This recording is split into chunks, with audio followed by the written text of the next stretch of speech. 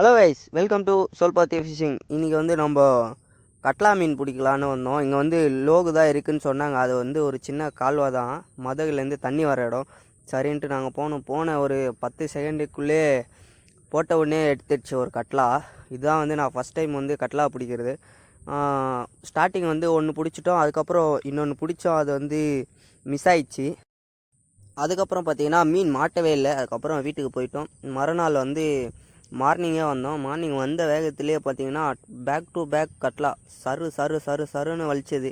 ஆனால் நிறையா மீன் வந்து நாங்கள் பிடிச்சது பார்த்திங்கன்னா வந்து பாப்பாப்பில் தான் பிடிச்சோம். ஆனால் நிறைய மீன் மிஸ் ஆகிடுது. நம்ம அங்கே வந்து ஒரு முள்ளுச்செடி இருக்குது, அதில் போய் மாட்டிடுது. இந்த வீடியோவில் கூட அப்படியே பாருங்கள், ஒரு முள்ளுச்செடியில் போய்ட்டு நீச்சல் அடித்து கூட அந்த ஒரு மீன் எடுத்துகிட்டு வருவோம். இதான் வந்து ஃபஸ்ட்டு மீன். இதுக்கப்புறம் வந்து ஒன்று மிஸ் ஆயிடுச்சு. அதுக்கப்புறம் என்ன பண்ணோன்னா இன்னொன்று வந்து நீச்சலில் போய் எடுத்துகிட்டு வந்தோம் ஆப்போசிட்லேருந்து. அங்கே வந்து நல்லா மாட்டுது. ஆனால் டைமிங் வந்து பார்த்திங்கன்னா நம்ம போய் ஒரு 1/2 ஹவருக்குள்ளே தான் மீன். அதுக்கப்புறம் வந்து மீன் எடுக்கலை. ஏன்னா நான் வந்து ஒரு 2 நாள் வந்து போய் ட்ரை பண்ணி பார்த்தேன். காலையிலையும் பார்த்தேன், ஈவினிங்கும் போய் பார்த்தேன். அந்த மாதிரி தான் இருக்குது. போன உடனே வந்து மீன் மாட்டுது, அதுக்கப்புறம் வந்து மாட்டலை. நீங்கள் ட்ரை பண்ணுறதுனா போய் ட்ரை பண்ணுங்கள். உங்களுக்கு லொக்கேஷன் வேணுன்னா சொல்லுங்கள், நான் வந்து லொக்கேஷன் தரேன். கன்ஃபார்மாக வந்து கட்லா வந்து மாட்டுது. அதுக்கு வந்து இதோட பைட்டு வந்து நான் இன்னொரு வீடியோவில் போடுறேன். அந்த என்னென்ன மாவு போட்டு பிடிச்சோம் அதெல்லாம் வந்து அதை வந்து சீக்கிரமாக வந்து அந்த வீடியோவும் போடுறேன், பாருங்கள். அடுத்து ஒரு கட்லா பிடிச்சோம். அதுக்கப்புறம் மாட்டிகிட்டே இருந்தது டக்குன்ட்டு. அதுக்கப்புறம் வந்து நாங்கள் நேற்றும் வீட்டுக்கு வந்துட்டோம். மார்னிங்கில் ஈவினிங் போனோம். ஈவினிங் வந்து ஒரு 5:50 அந்த மாதிரி போனோம். ஒரு 10 நிமிஷம் தான். மீன் வந்து அவ்வளோ ஃபாஸ்ட்டு, வேகமாக வந்து வலிச்சிட்டே இருக்குது நிறைய. அதுக்கப்புறம் வந்து ஒரு 2 மீன் பிடிச்சோம். 2த்தில் வந்து ஒன்று விட்டுட்டோம். ஏன்னா அது வீடியோ எடுக்கலை. அது நைட் டைம் ஆயிடுச்சுன்ட்டு சரியாக தெரியல, அதனால் வந்து நாங்கள் எடுக்கலை. அதிலே பாருங்கள், இந்த வீடியோவை பாருங்கள், எத்தனை பிடிச்சிருக்குன்னு மட்டும் பாருங்கள்.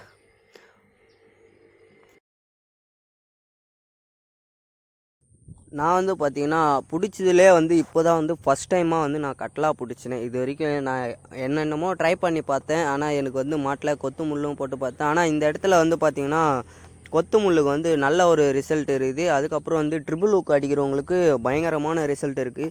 இங்கே எனக்கு வந்து இங்கே இன்ஃபார்ம் பண்ணவங்க வந்து பெரிய பெரிய மீன் வந்து ட்ரிபிள் ஹூக்கில் அடித்து மிஸ் ஆயிடுச்சு அப்படின்னு சொன்னாங்க. ரொம்ப பெரிய மீனும் வந்து மிஸ் ஆயிடுச்சான். 5 கிலோ 6 கிலோ அந்த மாதிரியே இருக்குது. இந்த தண்ணி வந்து பார்த்துங்க எவ்வளோ இருக்குதுன்னு பார்த்துங்க. சின்ன ஒரு கால்வா மாதிரி தான், தண்ணி போயிட்டே தான் இருக்குது. அந்த முள்ளுச்செடி பக்கத்தில் வந்து லைட்டாக தேக்கமாக இருக்குது. அது வந்து பள்ளன்னு சொன்னாங்க, ஒரு 2 ஆழத்துக்கு இருக்கும் அப்படின்னு சொல்கிறாங்க. ஆனால் மீன் வந்து நல்லா மாட்டுது. இந்த முள்ளுச்செடியில் தான் வந்து மீன் வந்து போய் மாட்டிக்கிச்சு, சொன்னல அந்த மீன். நாங்கள் அங்கேயே தான் இருந்தோம். சர்றன்னு போயிட்டு வந்து அந்த முள்ளுச்செடியில் சிக்கிக்கிச்சு. நாங்கள் அதுக்கப்புறம் அதை இறங்கி அதை எடுத்துகிட்டு வந்துட்டோம் ஒரு வழியாக. ஃபுல்லாக வந்து பாப்பப் பாலில் தான் வந்து எங்களுக்கு நல்ல ஒரு ரிசல்ட் இருக்குது. ஆனால் கொத்து முள் போட்டிங்கன்னா கொஞ்சம் லேட்டாக எடுக்குது அப்படின்னு சொன்னாங்க. அங்கேயும் போட்டு பிடிச்சிருக்காங்க. எனக்கு குரூப்பில் வந்து ஷேர் பண்ணியிருந்தாங்க. வாட்ஸ்அப் குரூப் வந்து டிஸ்கிரிப்ஷனில் கொடுக்குறேன், ஜாயின் பண்ணிக்கோங்க.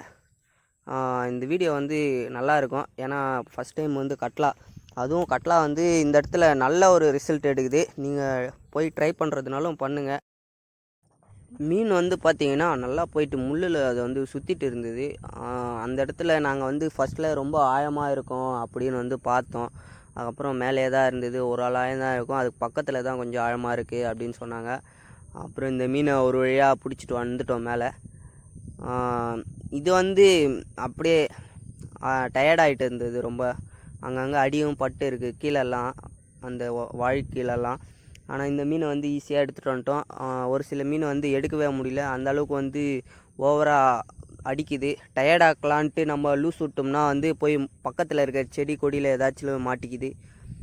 நீங்கள் வந்து முடிஞ்ச அளவுக்கு ட்ரை பண்ணி பாருங்கள், ஈஸியாக எடுக்கிற மாதிரி. அந்த நெட்டு இருந்தால் அதில் போட்டு பிடிச்சிக்கலாம். நல்லா இருக்குது, போய் பாருங்கள்.